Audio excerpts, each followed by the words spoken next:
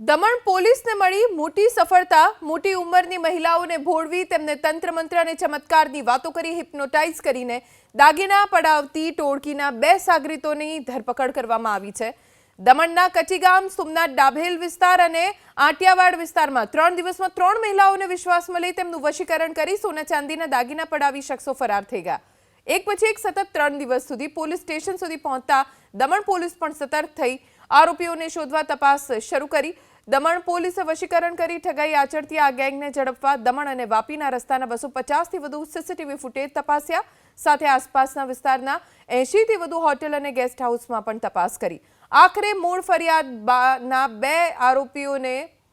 મૂળ ફરીદાબાદના બંને આરોપીઓ હોવાની જાણકારી મળી છે। પોલીસના હાથે ઝડપાયેલા આરોપીઓમાં ઇરફાન, શાકિર અહેમદ અને સિકલ સાથે તેમને મદદ કરનાર દમણથી એક રિક્ષા ચાલક રાધેકુમાર यादव ने दबोची लेवायो છે।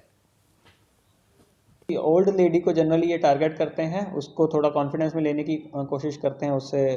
कोई लोकल एड्रेस वगैरह पूछने की कोशिश करते हैं कि शर्मा जी की दुकान कैसे, ऐसे थोड़ा उनको बातों में लेते हैं और फिर थोड़ा वो सोडियम वगैरह जला के उनको कॉन्फिडेंस में लेने की कोशिश करते हैं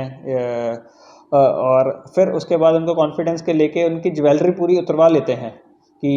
एक हिप्नोटाइज करके उनको अपने कॉन्फिडेंस में लेके पूरा उनका विश्वास जीतने के बाद उनकी पूरी ज्वेलरी उतरवा लेते हैं और उनको बोलते हैं कि आप आगे थोड़ा चल के जाइए, कुछ स्टेप पीछे नहीं देखना, और उसी दौरान ये पूरी ज्वेलरी लेके ऑटो जो पीछे खड़ी होती है उस पर फरार हो जाते हैं।